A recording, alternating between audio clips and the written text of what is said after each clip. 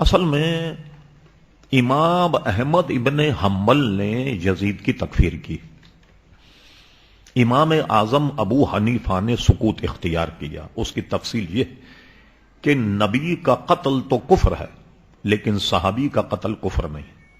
اچھا، اب امام احمد ابن حنبل نے کیوں تکفیر کی؟ شاہ عبدالحق محدث دہلوی رحمۃ اللہ علیہ نے اپنی کتاب جذب القلوب الی دیار المحبوب میں نقل کیا کہ ہم نے یزید کے خلاف اس وقت آواز اٹھائی یا تلوار اٹھائی کہ وہ محرمات کے نکاح کو جائز قرار دیتا تھا اور شراب پیتا تھا. اور ایک بات اس کی طرف جو منسوب کی جاتی ہے اس کے تکفیر کی کہ اب شہدائے کربلا کے سر دمشق میں اس کے دربار میں پیش کیے گئے. اس نے یہ جملہ کہا کہ میں نے اپنے باپ داداؤں کا بدلہ لے لیا. اور باپ داداؤں کا بدلہ کیا تھا کہ ابو سفیان امیر معاویہ جس وقت اسلام نہیں لائے تو ظاہر ہے کہ بڑے بڑے کے عزیز اقارب جو جنگ بدر غزوہ بدر میں مارے گئے تو میں نے ان کا بدلہ لے لیا. اگر واقعی یہ جملہ اس نے کہا یہ تو کفر ہے. تو یہ بات کہ محرمات کے نکاح کو جائز قرار دینا اور یہ سارے مسائل امام احمد ابن حنبل تک پائے ثبوت کو پہنچے ثقہ راویوں کے، انہوں نے ان کی تکفیر کی.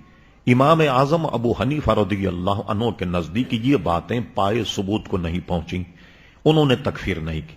لیکن اس میں شک نہیں کہ وہ ایک ظالم تھا، ایک جابر تھا اور بہت بڑی اس کے ذہن میں فرعونیت تھی، اس کے گناہگار ہونے میں تو کوئی شبہ نہیں.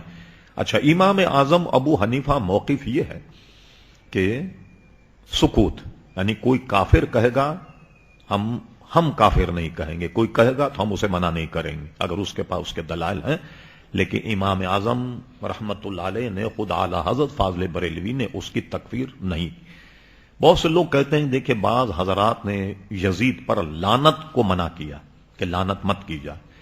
علامہ امام جلال الدین سیوطی رحمت اللہ علیہ جو تقریباً 9ویں ہجری کے امام ہیں، اپنے وقت کے مجدی، بہت بڑے عالم، انہوں نے اپنی کتاب تاریخ الخلفاء میں یزید اور امام حسین کا ذکر کیا اور آخری میں یہ کہا کہ یزید پر اور شمر پر اور عبید اللہ ابن زیاد تینوں کے نام لے کر کہا کہ ان تینوں پر اللہ تبارک و تعالیٰ کی لعنت.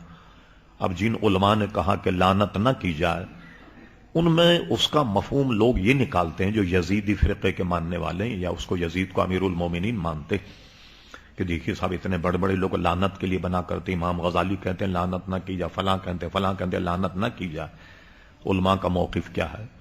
کوئی بھی مسلمان آپس میں ایک دوسرے مسلمانوں کو لعنت نہ کرے. ٹھیک، موقف کیا ہے؟ ایک دفعہ آپ بیٹھ کر کے کوئی تسبیح لے لیں اور اس سے کہیں کہ یزید پر لعنت ہو، یزید پر لعنت ہو، یزید پر لعنت، پوری تسبیح پھیر دیں آپ. اور اگر آپ اس تسبیح پہ اللہ کا ذکر کریں، درود شریف پڑھیں تو دونوں میں فائدے مند کون؟ بھئی یزید پر لعنت کرنے میں تو ثواب نہیں ملا آپ کو، لیکن جب آپ نے کوئی اللہ تعالیٰ کی تسبیح اور تحلیل بیان کی اس پہ آپ کو ثواب تو ملا. اسی طرح آپ دن بھر بیٹھ کر گئے شیطان پر لعنت ہو، شیطان پر لعنت ہو، شیطان پر لعنت، اور آپ یہ پڑھیں سبحان اللہ وبحمدہ سبحان اللہ العظیم. تو